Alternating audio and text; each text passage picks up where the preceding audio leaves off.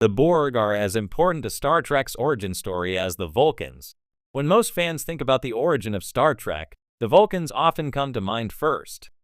Logical, advanced, and the first alien species humanity made formal contact with, the Vulcans are rightly credited with helping shape Starfleet and the United Federation of Planets. But what if there's another species just as important to the foundational mythology of Star Trek? A terrifying, ever-present threat that shaped how Starfleet grew, evolved, and even how humanity defined itself? The Borg may not be friendly. They may not offer words of wisdom or a hand of peace. But their shadow looms just as large over Star Trek's past, present, and future. In many ways, the Borg are as critical to Star Trek's origin story as the Vulcans themselves. Vulcans, the symbol of hope and beginning. It all starts with the Vulcans. In Star Trek: First Contact, the Vulcans descend on Earth after seeing Zefram Cochrane's warp flight in 2063. Their arrival signals the end of Earth's fractured history and the beginning of a united planetary effort to reach the stars together. From that moment on, Vulcans became the wise mentors to humanity, offering their experience and rationality to help guide Earth through its early struggles.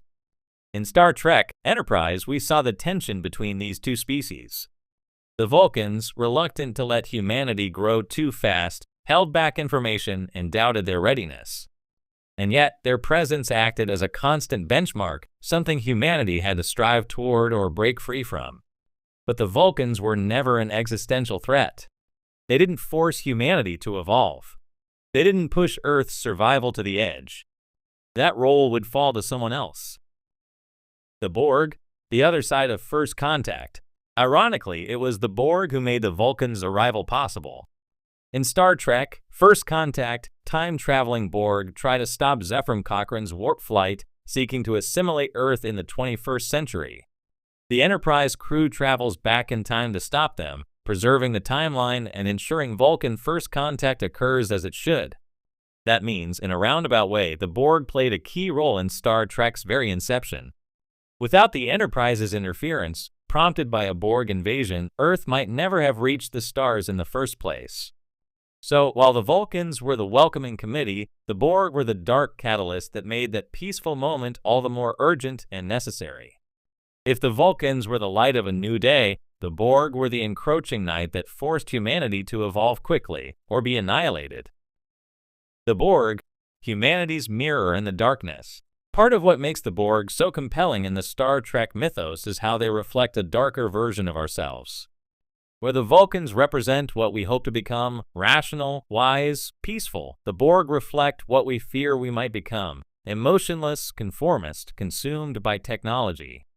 In The Next Generation, Captain Picard's assimilation into Locutus wasn't just a plot twist, it was a turning point for Starfleet.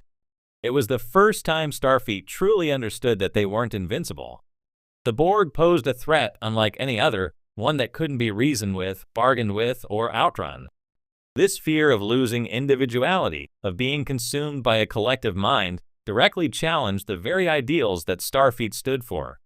Freedom, exploration, identity, these weren't just slogans. They were necessities for survival against the Borg. In resisting them, humanity better defined what it meant to be human. So while the Vulcans taught us how to live among the stars, the Borg taught us what we had to protect when doing so. Shaping Starfleet's evolution, the very structure and philosophy of Starfleet was shaped by these twin forces. The Vulcans offered guidance in diplomacy, science, and exploration.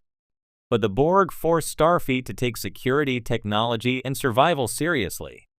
After the Battle of Wolf 359, which saw 39 ships destroyed by a single Borg cube, Starfleet changed forever. Programs like the Defiant-class warships, the development of adaptive shielding, and even the controversial research into artificial intelligence and cybernetics all trace back to the Borg threat. Starfleet had to walk a delicate line, remain true to its peaceful mission while preparing for war against an unstoppable enemy. This duality, peace through strength, is baked into Starfleet's very soul. And without the Borg constantly threatening that balance, Starfleet might have remained idealistic to the point of naivety.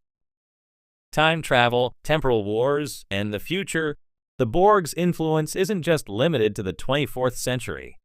Their time travel and first contact set off a cascade of effects that shaped Enterprise, Voyager, and even Picard. The temporal Cold War in Enterprise and Section 31's growing influence are arguably Starfleet's long-term responses to threats like the Borg. Even in Star Trek, Picard, decades after the initial contact with the Borg, their influence is still felt. The reclamation of the artifact, the reintegration of former Borg drones like 7 of 9, and the mystery of the Borg Queen all show that the trauma of assimilation lingers. Unlike the Vulcans, who guided and uplifted humanity, the Borg left a scar. But it's a scar that pushed humanity to become stronger, more unified, and more resilient. They weren't mentors, they were the ultimate test. Philosophical antithesis to the Federation, in many ways, the Borg represent the exact opposite of everything the Federation stands for. Federation, unity through diversity, collaboration, respect for individuality. Borg, unity through assimilation, enforced conformity, destruction of the self. This contrast gives Star Trek a moral and philosophical backbone. Every time a captain stands up to the Borg, it's a reaffirmation of Federation values. Janeway's struggle in Voyager, Picard's resistance in TNG and First Contact, even the actions of individual drones like Hugh and Seven, each narrative thread pushes against the Borg's oppressive ideology. Without the Borg, these dramatic and ethical battles wouldn't exist. And without those battles, Star Trek would be a far more simplistic, idealistic universe, lacking the nuance and tension that makes it so compelling. Voyager, the humanizing of the Borg. In Star Trek, Voyager, we saw the Borg in a different light. Through characters like 7 of 9 and episodes exploring Borg society, the show cracked open the collective and found traces of individual identity. The journey of 7, learning to become human again, is arguably one of the franchise's most emotional arcs. This evolution made the Borg even more important to Star Trek's legacy. They weren't just a threat, they were a crucible. Individuals who escaped assimilation weren't simply victims, they became symbols of recovery, resilience, and rebirth. In showing that even the Borg could change, or at least be changed, Voyager reinforced Star Trek's belief that redemption is always possible, even for those seemingly lost to darkness. Picard and the New Age of the Borg. Star Trek, Picard elevated the Borg's role in the mythos even further.